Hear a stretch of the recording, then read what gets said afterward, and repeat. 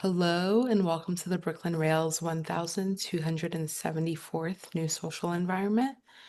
I'm Magley, a programs associate here at the Rail, and I have the pleasure and privilege of being your MC today for a conversation featuring Nayland Blake and Lynne Tillman. And now I'll introduce today's guest and host. Nayland Blake is an artist, writer, educator, and curator. Since the late 1980s, Blake has constructed an influential body of work exploring play, eroticism, and the subjective experiences of desire, power, and loss. They're currently the co-director of the studio art program at Bard College. Their collected writings, My Studio is a Dungeon, is a Studio, were published by Duke University Press this year, and they've had solo exhibitions at the San Francisco Museum of Modern Art, University Art Museum, Contemporary Arts Museum, Yerba Buena Center for the Arts in San Francisco, and the Tang Teaching Museum at Skidmore College. Their retrospective No Wrong Holes, 30 Years of Nayland Blake, opened in 2019 at the ICA Los Angeles and closed in 2021 at the MIT List Center. And our hosts today, Lynne Tillman's novels include Haunted Houses, Motion Sickness, No Lease on Life, a finalist for the National Book Critics Circle Award, American Genius, a comedy, and Men and Apparitions. Other books include The Velvet Years, Warhol's Factory from 1965 to 1967, Photographs by Stephen Shore, What Would Lynne Tillman Do? Finalist for the National Book Critics Circle Award in Criticism, Someday This Will Be Funny, and Mother Care. Her book of stories, Thrilled to Death, was published this year. She's a recipient of a Guggenheim Fellowship, the Andy Warhol Foundation Arts Writers Grant, and the Catherine Ann Porter Award. And with that, I will hand it over to Lynne to get us started. Thank you. Let me see. Okay. Thank you very much for inviting me to talk with Nayland, whom I've known a long time, I think since the mid 80s. And I'm thinking back to the first exhibit, a show he had in New York. I forget what year that was. Was that the end of the 80s? And it was in, oh, what is her name? It was in The So. the first solo show was at um, Okay, Clarissa I'm glad Dalrymple's you're gallery. whose gallery? Clarissa Dalrymple's Yes, gallery. yes, yes. And I remember It, walking into that show. Now, I'd known Nayland a little bit, but I'd not seen his work. And the first thing I saw was one of those things that sick people lie on when they transport them from one room to another. And that immediately arrested me. I don't remember everything else, but that was so specific to a way in which you were thinking, not the only way in which you're thinking, but it had very much to do with the body. The body was absent, but the body is present because that is what that particular object holds. And that leads me into, you have 3 exhibitions on right now at Matthew Marks, 3 different rooms, and each very different from the other. But the body is involved in at least 2 of them. And the room that you curated is little less so, but it's more like the box the body is in. There are quite a number of boxes, Joseph Cornell and Richard Foreman's stage sets. But what bodies do is perform in some way or another, in the broadest sense. And one of the things that I was thinking about was how performative your work is, how much about performance it is. And I wondered if you would talk about, let's say, Richard Foreman's effect on you as an artist, those performances, or just in a way why you think art might be a form of performance? Sure. Yeah, I think one of the things that I've always thought about in the work has been um, that I'm interested in it being sculpture. I am interested in it being object scale rather than sculpture scale. And what I mean by that is like that the things that I make are the size and scale of the stuff that we find around ourselves every day. And that means that I always try to leave room for people to sort of try them on. So I think when you're saying that that they imply a body but the body is absent, it's like I think about that really consciously, that it's about leaving a space for you to enter into when you encounter it, whatever that might be, something that you might hold in your hand or something that you might um something that you might literally try on as a garment, or a place where you might lie down. And so to me, I saw my first Richard Foreman play in I think like 1972 or something like that. He directed this show called Dr. Selevy's Magic Theater, which was a kind of fluke off-Broadway hit at the time. And I was taken to go see it by this youth group that I was, part of.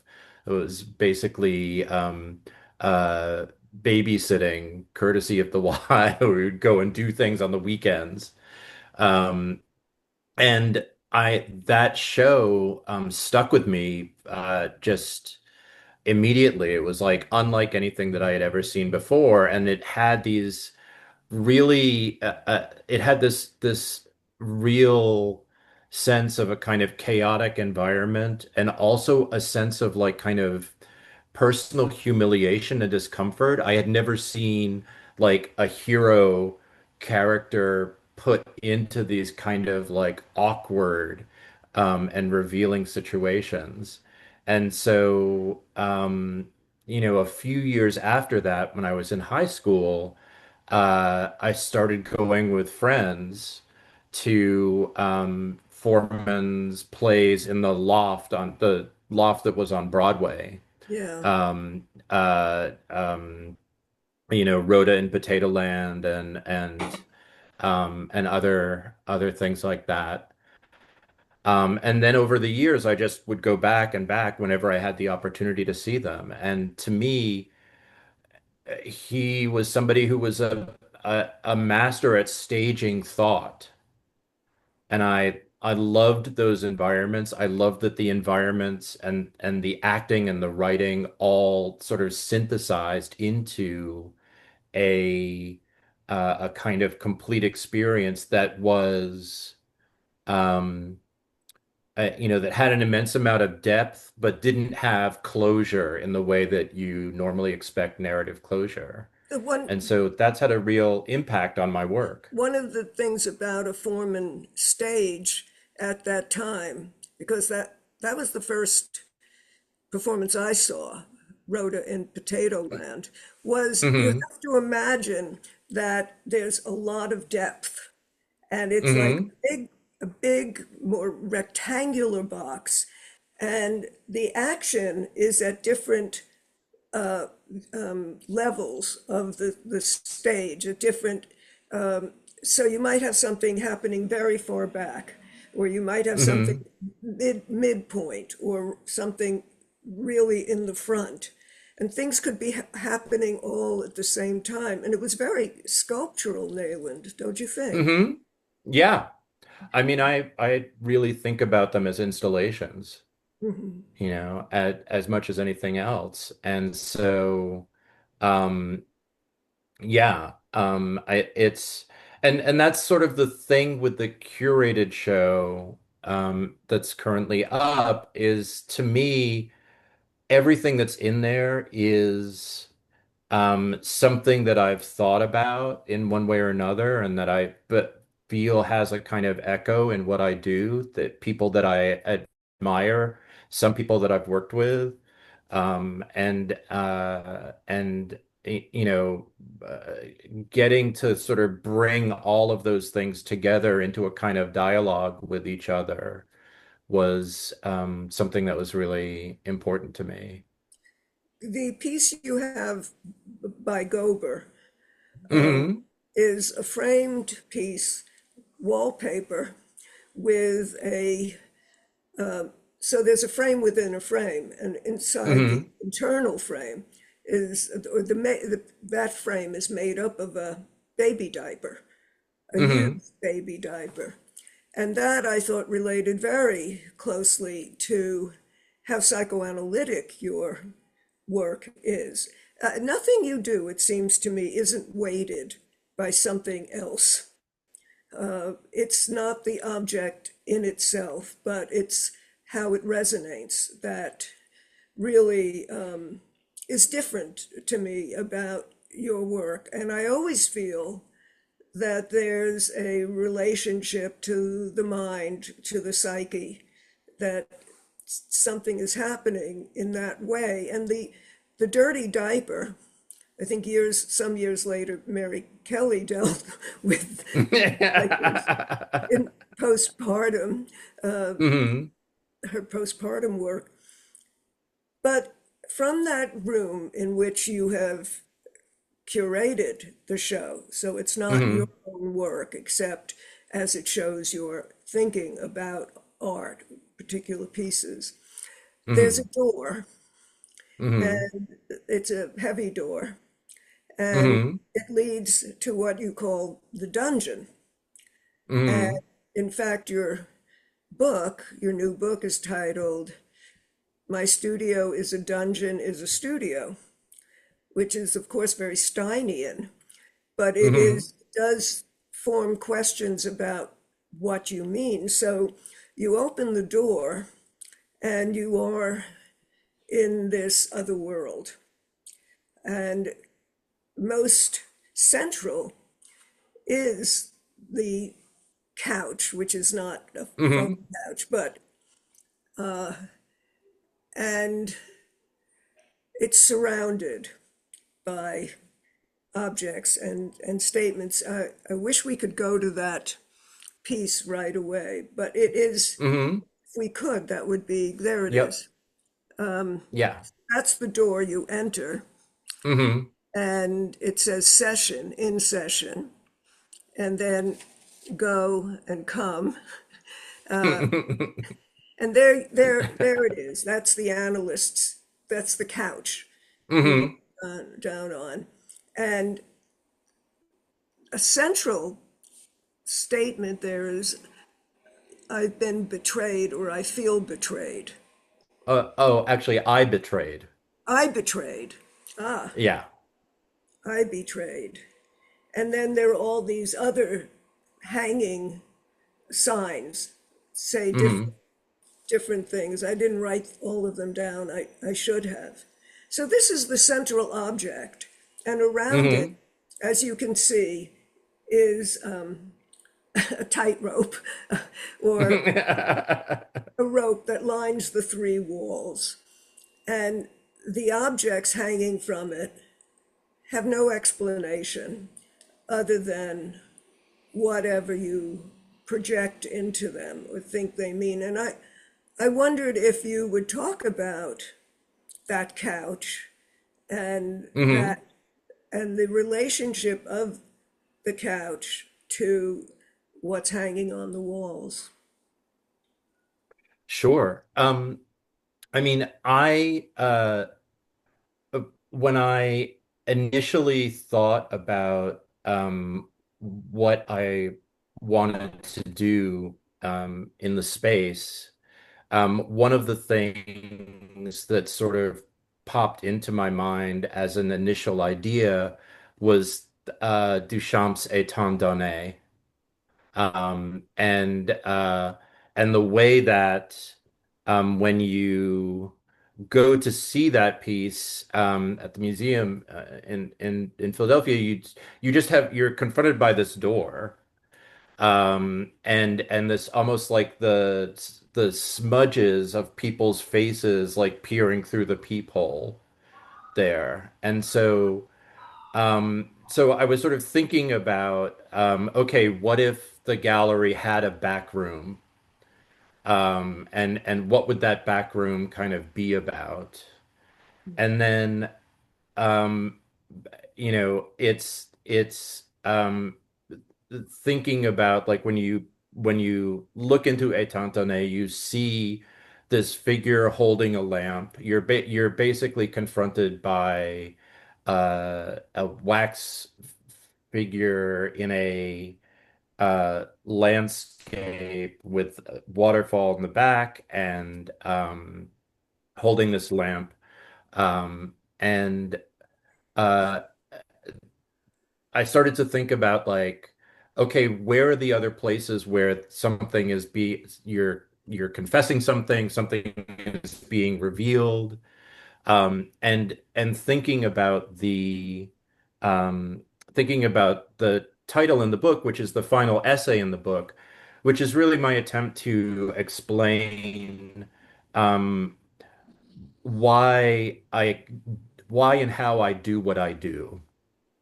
Um, and so to me, in the book, there are, or in the essay, there's two things that are going on. Like there's two different locations in which I make meaning. One is the studio, and one is the dungeon. And thinking about like the dungeon as a location for, um, erotic play. And the essay sort of tracks those two things, but it also kind of mirrors a sort of mind-body split, right? Of like, the studio is this place for thought, the dungeon is this place for embodiment. What does it mean to make those two things into the same thing, right? Um, and I think you're quite right to bring up. I mean, I call myself a crypto Freudian and have for a long time. Because I am a person who has had to sort of think themselves into embodiment. It's over the sort of the course of my life.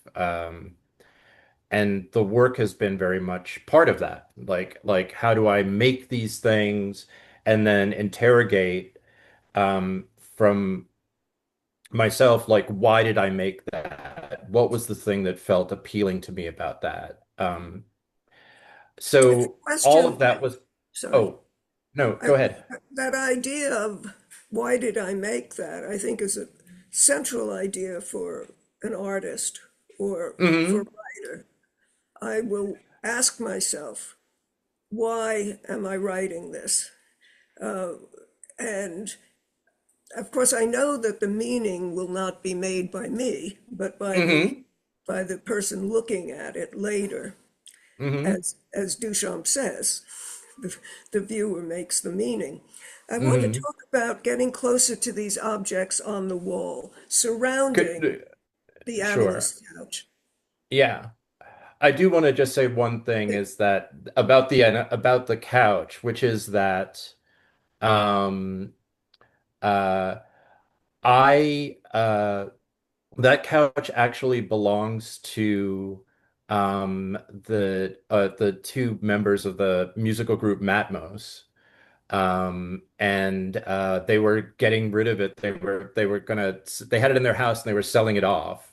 And I saw it, and this is like probably about 4 or 5 years ago. They were selling it off, and I saw it, and I was like, "Oh my God, I have to own this thing." This is like the cartoon drawing of the analyst couch. It's like it's so ridiculously both a prop of itself. Like I can't imagine it in an actual analyst's office, except like that's the only thing that it is, you know? Um, and so it was such an interesting like um sign of itself that I was like, okay, this will be the perfect thing to sort of build this around. And then we can go just to move on to the other objects. Um, there's Well, I'm curious, Lynn, as to like your impression of those things Um, as a viewer who might make some meaning.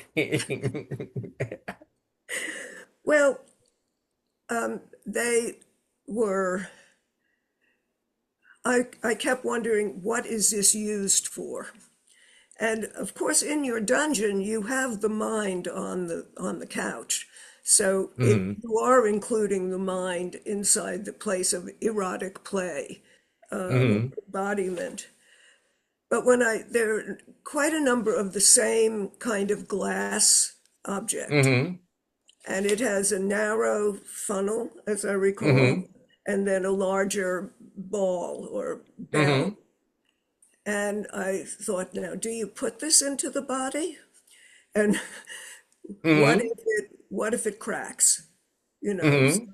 here is this object that on the surface is a kind of beautiful shape, but what what is it? How do I identify? Hmm. And especially in this room called the dungeon, Hmm. right? Right. And there were some hanging things that were very fragile Hmm. and some that seemed more solid. So you've done fragile things before. I remember at Bard, we both taught in the MFA program, and now he runs the whole shebang, but undergraduate. But I knew you wanted that power, Nayland. Yeah. Nothing but. Nothing but you showed one object, as I recall, which was like a very long necklace, Mm. a chain with different things, and a feather. I believe there were feathers Hmm. from it. Hmm. It was notable to me because many of your pieces had been much heavier, you know, Hmm. pieces I'd seen. And I was very struck by the fragility. And I would Hmm. say in the dungeon surrounding the analyst's couch, there is a mix of fragility. There is also in some of the objects, as I said about the glass, whatever it is, Hmm. a kind of threat also. Hmm. Hmm. And, or at least I felt, Hmm. not knowing what it was and it being in the dungeon. Of course, the context affected my viewing of these Hmm. objects. Well, yeah, I mean, there's a couple of things there. Uh, One is the things that you were describing are uh, vintage um, urinals for hospital patients. Right. And to me, what's interesting about them is that they're sort of designed in a way. There are some that are designed for uh, patients with vaginas, so they have this sort of almost like vulval opening, and there are some that have this kind of tubular opening that are designed for patients with penises. And to me, that was like um, an interesting way in which this object is designed to imply gender. It in and of itself, it's a kind of beautiful and sort of ambiguously gendered form. And so I think that that question about like how am I supposed to make use of this is exactly that process of like, okay, what happens if I try this on? Like already at that point, I think we're involved. I'm inviting you to a kind of potential embodiment that is not immediately resolved. And And the fact so, that it's glass and meant to go yeah. so close to your body, I mean, it wouldn't, Hmm. I mean, the urethra is where the Hmm. piece will come out of Hmm. in a biological female. Hmm. And it's, of course, very close to the vagina, Hmm. but positioning yourself to get, Hmm. to get that right and not to piss all over the, the bed, Yeah. and that it's Yeah. gas. Exactly. It So, is yeah, dangerous. I mean, to me, that's like a really, um, interesting, uh, paradox in there, right? That as like this is a sculptural moment, and then the overall shape of them, the things hanging from that chain. I've been thinking a lot about like what are, I guess maybe vernacular ways that we interact with sculpture, and for a long time I've wanted to make sculptures that were like Christmas trees, right? Where you had a structure and then you could add other stuff onto it seasonally, right? You could like have certain things on it and take certain things off, or and to me the things that are on the wall on the black chains are like charm bracelets, Yeah, right? So yeah. so instead of them being a kind of invented form, they're almost like sentences, as they sort of hang along the wall. And that's sort of why they bounce back and forth. I should I, also say one of the things, some of the glass items are I commissioned from a friend of mine who is a glassmaker. mhm. Um, their company is Queerly Made Glass, and they made the dildos, the glass dildos, and then the glass jars that have the much sort of wider opening, that are almost like scoops or something like that that have this sort of fluted lips.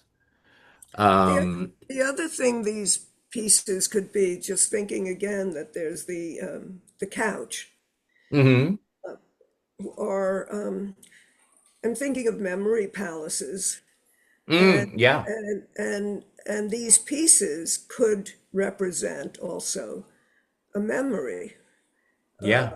a critical moment. They they could be anything as they decorate this Hmm. place where you are lying down and thinking out loud. Let's. Yeah. I just So want to to. me, that Yeah, just the sorry. title session implies both both the analyst session, but also the pro dom session, right?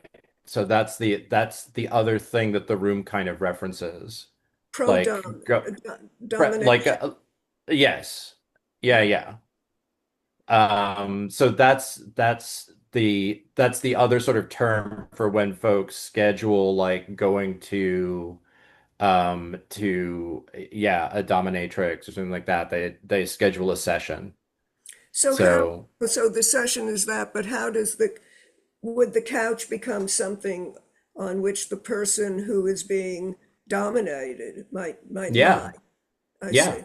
Okay. A lot could happen to you on a couch. Oh, yes. I spill many things on couches. Secrets and Secrets, fluids. that's right. Right. I want to switch to something very different, although in your Hmm. mind it may not be the bunny. Hmm. You have been performing in a huge, you have been performing in a huge bunny suit I think Hmm. so huge that you may have to be helped to stand up. It looks so heavy. You also Hmm. you make amazing drawings. I mean, they Oh, are thank you. extraordinary, absolutely. And you've drawn a lot of bunnies. In fact, I have Hmm. one of your bunny Hmm. things. And in the context of everything, this relationship between the soft, the hard, the the unthreatening, Hmm. threatening, something that might cause fear and something that might cause fun or pleasure. Hmm. That's kind of marks your earth. Hmm. Yeah. I mean, I think well, my senior project here at Bard College was called Looney Tunes and Merry Maladies. Ah, So so I was like from the get-go, it's Warner Brothers cartoons, big part of my life. And those are like exercises in hilarity and sadism and any number of other things. yes. Um, You have a number of cages, hmm. and this one on the screen now Hmm. is of particular interest, as well as one that's in the dungeon, Mm. or not the dungeon, but at the back of your show, not the curator Hmm. show, where it's a much bigger cage and much taller, and Hmm. spikes with Abraham Lincoln's head. I think Wagner. it's who? Wagner. Oh, that's Wagner. I'm Yep. thinking. I'm thinking it's Abraham Lincoln. Well, then I don't know. Well, uh, anyway, because I thought you were commenting on America, but you could still be commenting on America now. Yes. Birth of the tragedy and everything that comes out of thinking about Wagner and his very profound operas and very Mm. disturbing ones also. But I'm thinking of Heidegger also in Hmm. Friday. Geez, I just had no idea it was Wagner. So now my whole Well, I can tell you a little bit about that. Like good. that piece was hasn't has never been seen in America. It was made, I was doing a residency in 1992 at something called the Milch Foundation in London. And I made this whole piece that this whole series of pieces that was revolving around looking at Jeffrey Dahmer and this British serial killer, Dennis Nielsen. Um, and and so I was sort of, one of the things that I was thinking about at the time was one of the things that was sort of to me, the horror of Dahmer was not um, him was not like the sort of violent attack of somebody. That's a thing that's all too comprehensible in the US. But to me, it was that Dahmer was sort of constructing this altar of the guys that he had killed, and that he was like collecting their skulls and cooking the flesh off of their skulls. And to me, that was like the thing that I couldn't wrap my head around, right? And you say Um, why? because that's like it's easy to imagine a violent act in a moment. The deliberation of then like going through the whole process of cooking the flesh off of someone's skull, that's like hours and hours. And so this piece is um, it is set up so that there are 14 posts and then 17 posts. 14 for uh, Nielsen's victims and 17 for Dahmer's victims. And in that table that's next to the cage, I had that bust of Wagner and cooked down chocolate and wax and cast the head and then mounted the head on the spike. And I did that during the hours that the show was open. So when people came in, they saw me in an outfit, like in sort of chef's whites with with a hot plate, cooking down and casting the chocolate. And there was sort of the smell of chocolate in there. And I went with the Wagner bust because I had been to the V&A and seen this thing that was a sort of listed as a Renaissance um, grotesque head inkwell. But it wasn't a grotesque head, it was the head of a black man. So it was like this inkstand that was a black man's head. And I was thinking about like this weird thing in interior decorating where there is sort of the substitute servant. Like you don't hire an actual servant to hold your ink, but you make this sculpture that's a weird stand-in, right? It's like the lawn jockey. You have you and so to me, Dahmer mostly preyed on on men of color and and then thinking about those activities going together and taking what was this white plaster bust of Wagner and thinking about this idea of racial purity in that work, and sort of turning him into a kind of edible black, you know, brown, consumable figure. Like boiling the skull, Yeah, boiling the head, exactly. you know, Yeah, of any impurity, any yeah, germ, any color, anything. yeah.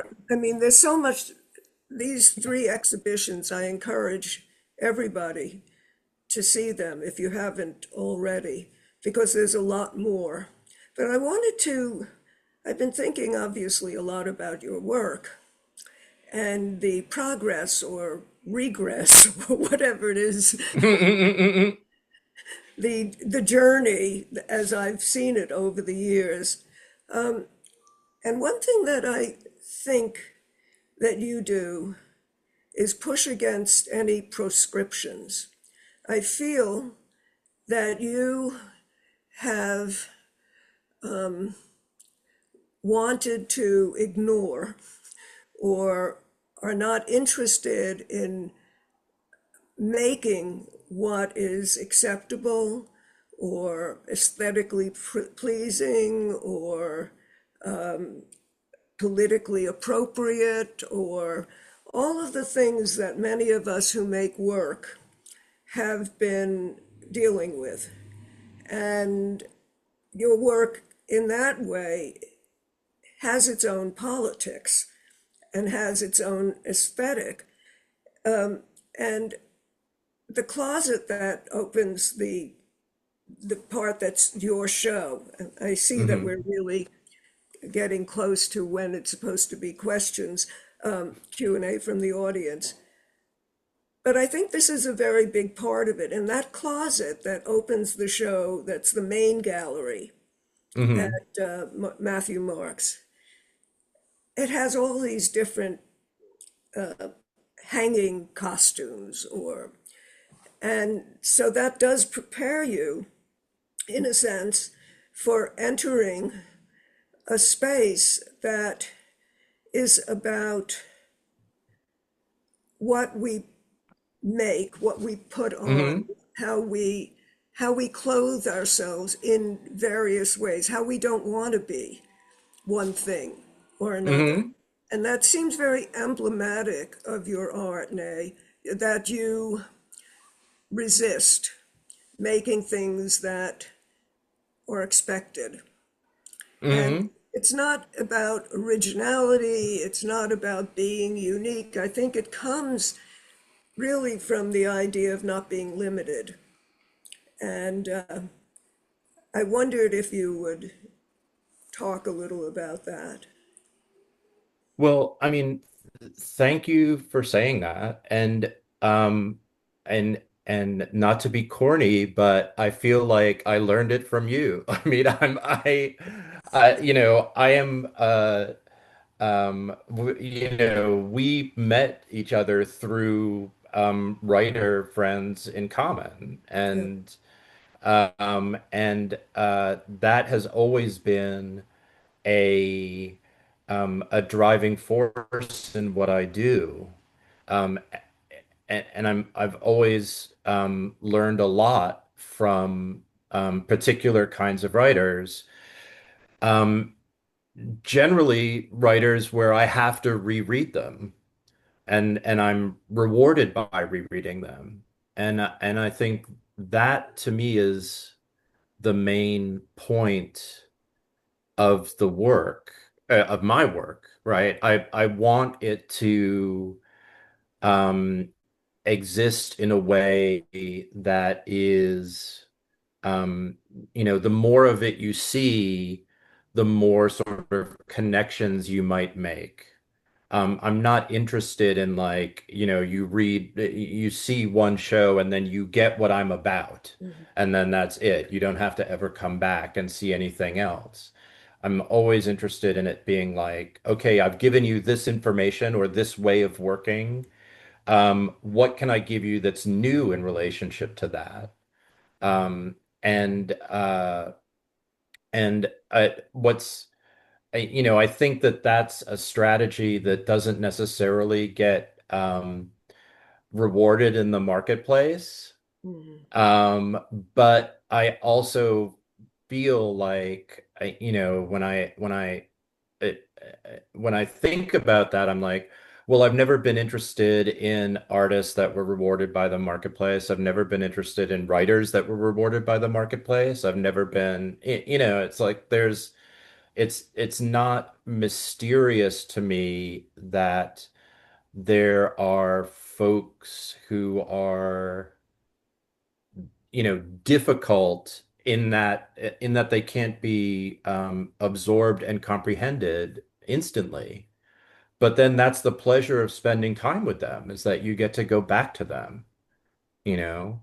Um, and so that work has always been the work that I felt most reflected my experience in the world, which is intensely unresolved and continually evolving.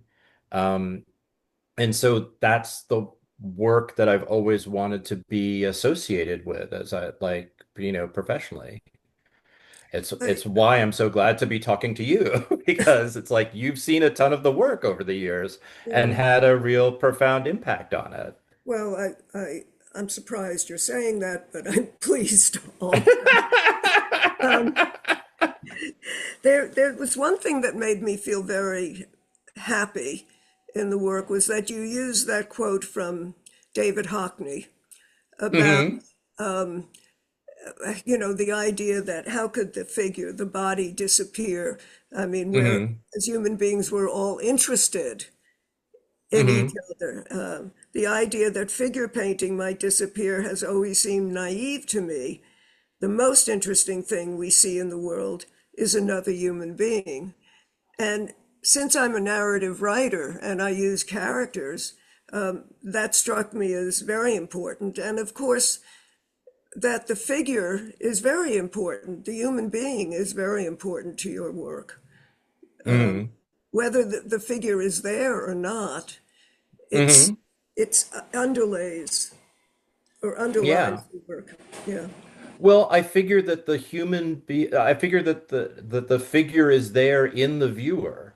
So I don't need to put another one in there to be looked at. And maybe this is like I have real problems with representation as a mode, and I think if there's one thing um that that that the politics in the work, to me, it is about um, work is powerful not when it traffics in representation, but when it's about presence and embodiment. So when queer people are present as their full selves in their work, rather than like depicting a queer person in a painting and that just being good enough, and I think that one of the things that's really difficult in our current political you know um, environment is that people are very stuck on um, uh, painterly representation as if it was actual democratic representation, which it is not. It is an encouragement for people to sort of like exist in the world of painting as as signifiers, but not for them to be fully present there themselves. So that's um, and I think that also with that Hockney silk screen, I also like that it is a painting. It's as much a painting as any Warhol is. Mhm. Um, and yet it is there is not a body, there's not a representation of a body in it except in the imagined, like, voice of David Hockney as we sort of summon it from the text, Mhm. and in our own physical relationship to blackboards and receiving knowledge and things like that. So that seems like a good place for us to go into comments from people who have been listening and watching. Joshua, do you think so? Thank you both so much. This was such a wonderful conversation. For Mhm. audience members, if you have a question, there is a link in the chat where you can submit them. The first question comes from Paul Kaisi. Sorry if I'm not pronouncing that correctly. And they say, your installation session presents an austere and charged environment, an empty leather couch held taut by chains, enclosed behind a heavy door. The work seems to stage a confrontation between exposure and protection, intimacy and isolation. Viewed in light of your partner Philip Horvitz's death in 2005, a loss that marked a profound shift in your practice, the installation reads as a physicalization of mourning, an attempt to contain what cannot be spoken, and the shell and the kernel. Nicholas Abraham describes the crypt as a sealed psychic tomb housing an unassimilated loss, an unspeakable secret that continues to speak through the subject. Session appears to embody the psychic architecture. Its surfaces are immaculate, its absence palpable, its silence dense with the residue of what remains enclosed. How does session translate personal loss into this suspended form, both expressing grief and restraining it, so that, as Abraham suggests, the unassimilated kernel of mourning becomes not confession but construction, a secret made visible through material and space? That was a Um, mouthful. It's the question in the chat. Thank you for that very generous read. Um, I mean, it, I feel like you, in some ways, answered your own question. But Um, you know, it's interesting that you bring up Philip, and I'm really glad to hear his name. Um, I think that one of the questions is, what do we do on the couch? In much of our time together, Philip and I were both seeing therapists, and then we went and saw like a couples therapist, there is this thing of like, so what do you, how do you mirror each other? What is that? What is the work that is done on yourself that is also done as part of a couple? And I think that um, you know, uh, mourning um, doesn't end, um, but it is tempered through all of the other experiences that accrue around it and after it. So, yeah. Magley? Yeah. Thank you for that question, Paul, and that answer, Nayland. The next question comes from Douglas, and Douglas asks, on the writing front, were there sculptural elements to putting the book together? And if so, could you share a story or two or of evolving inside around, sorry. Well, let me just say that the book Uh, I think of the book as a piece. So here's the here's the book in hand. Um, and I think of it as a piece in part because it's referencing a book that was very important to me as well, which is the polysexuality issue of semiotext. Yeah. Yeah. Um, I kind of went through a book that was hugely important to me as a student and had a lot to had did framed a lot of the way that I understand myself sexually and as a creator.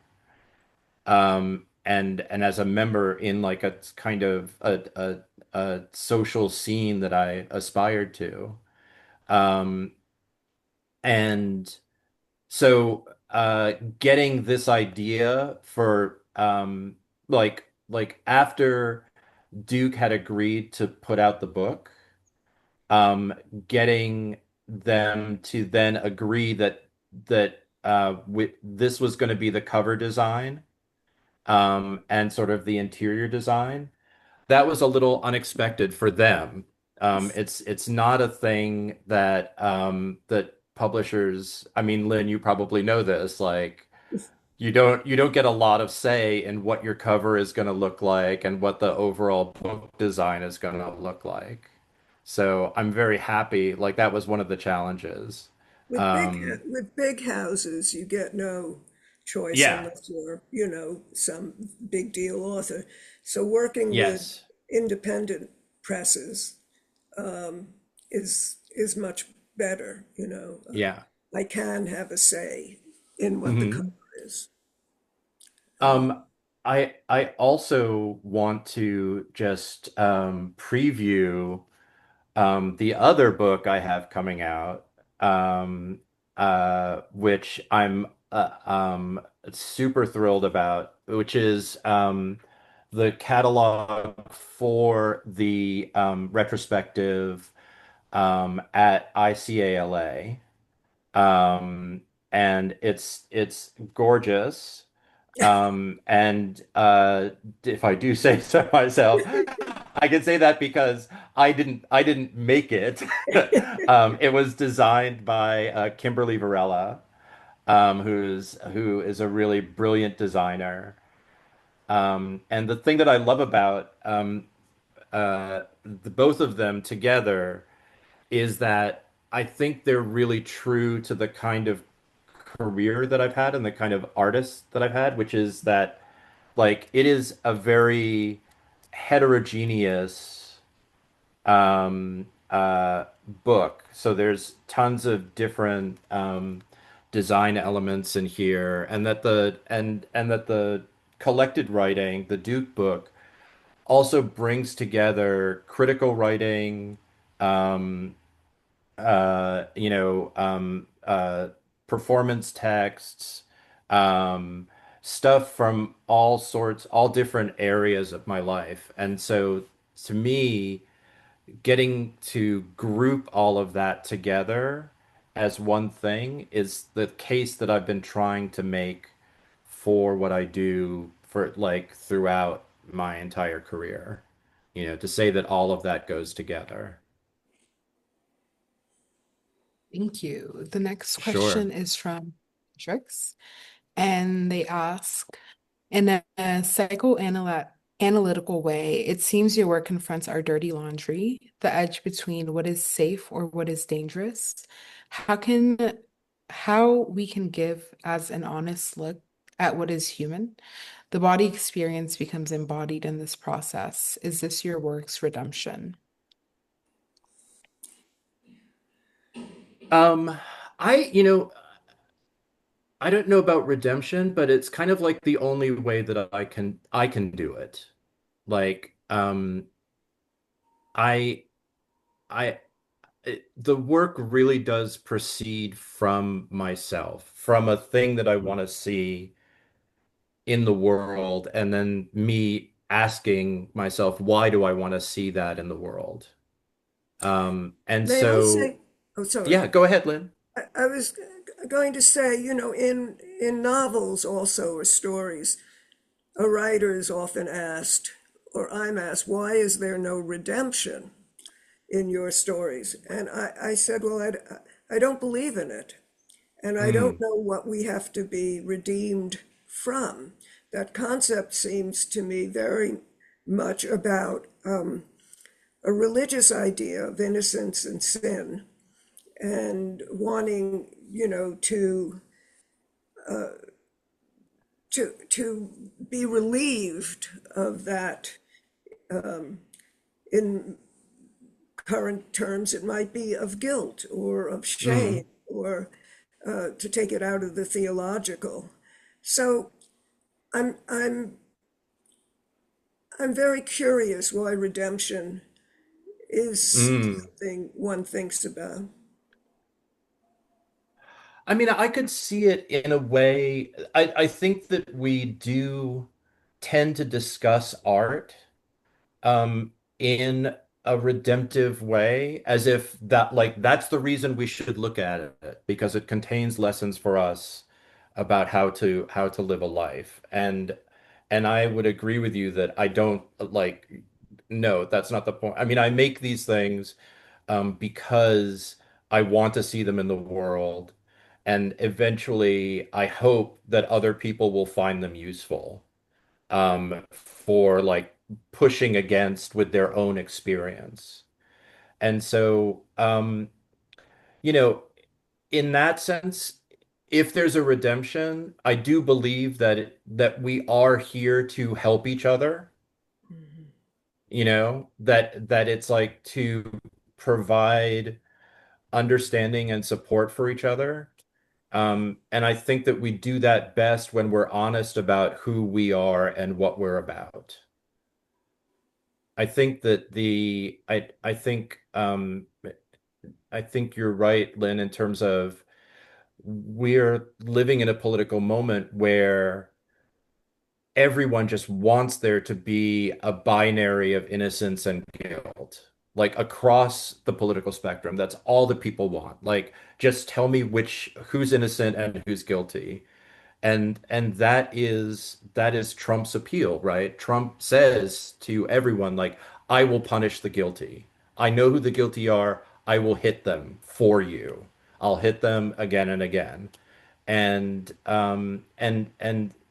that's what people respond to in his rhetoric. But none of us uh, live that life. None of us live lives of pure innocence or pure guilt. And so we're continually having to interrogate the varied meanings of our own experience, through that. Um, I think the other thing, I mean, it's interesting because bringing up the thing that gets said to novelists, um, to me, that's a species of wanting to be done with it. Oh, Like once redemption has happened, I'm done. And I don't believe that we're ever done with anything. And like the best pieces of art are those that we're not done with. We can't resolve them. We can only work with them. um, yeah. Thank you. The last question comes from Kimberly. Kimberly says, the show at Matthew Marks is fabulous. I love the range from older works to curated works to the new install. It felt like such a gift. I often think about how your work can vacillate so extremely between the messy to the sterile. I was wondering if you could talk about the gallery space as a stage, especially in regards to the dungeon and stall in the couch. I'd love to hear you talk more about how the context of this space changes the work, from psychoanalyst office to an apartment to a gallery, a museum, maybe even back to a collector's dwelling. Um, I think that um for one thing, hi Kimberly. Um, uh there's a way that I talk about S&M play could also be said of psychoanalysis or the therapist's office. It is the form of theater where the performers and the audience are coextensive. And so in creating that space, it's like the entire audience is also, normally in Western theater, we don't, as an audience, we are not made so conscious of our role in creating the theatrical piece, even though, like, we applaud to signify that the show is over, right? Um, Even if it's a bad show, we applaud so that like everybody can go home. Um, but in S&M play, it is like people are playing a role and they're playing it for each other. They are both the receivers of that role and the creators of it, in concert with each other. And to me, that's an interesting model for art. It's like most galleries don't do that. Most galleries encourage you to be a kind of disembodied eye that floats around, and isn't old and doesn't need to sit down on occasion, and and that the things have that you encounter have very little physical implication for you. And so that's really, um, with the session piece, that for me was really about um, trying to uh, really bring us to that place. Out of my experience of being somebody who is very used to being in liminal spaces and moving back and forth across thresholds from kinky contexts to artistic contexts, from across like black and white spaces, across, queer and straight spaces, across, um, uh, you know, male and female spaces. And so all of that, all those thresholds, I sort of try to have in the entrance to that piece, you know. Um, the come and the go and come like floor mats. Um, uh, I realize now I should have like a third mat there that says "Speak of Michelangelo." You know. Um, but maybe that's too much of a deep cut. I gotta. It's like I know if I can get a laugh out of Lynn, I know I've done done well. So maybe that's just like a joke for the two of us. I'm seeing some other thumbs up there.